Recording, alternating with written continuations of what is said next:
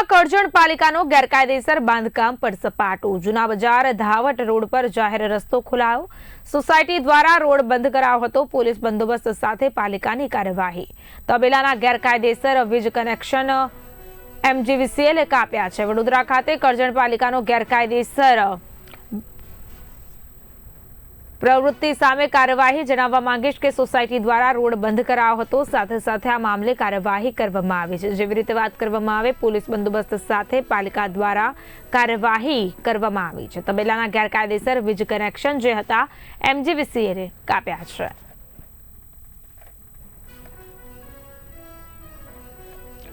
જૂના બજાર ધાવટ રોડ પર જાહેર રસ્તો ખોલવામાં આવ્યો છે। જી હા, બિલકુલ સોસાયટી દ્વારા રોડ બંધ કરાયો હતો, જે મામલે કાર્યવાહી કરવામાં આવી રહી છે। પોલીસ બંદોબસ્તને સાથે રાખીને પાલિકા દ્વારા કરાઈ છે કાર્યવાહી।